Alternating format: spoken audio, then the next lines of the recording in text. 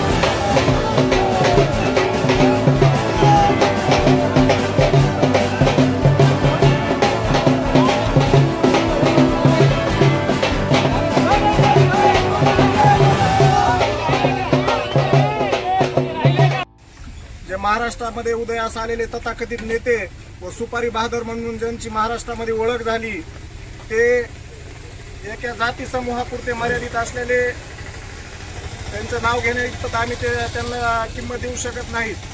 जरांगे म्हणून त्यांचं नाव आहे. जरांगे जो जातीवाचक माणूस आहे, तो समाजामध्ये भांडणं लावण्याचं काम करतोय.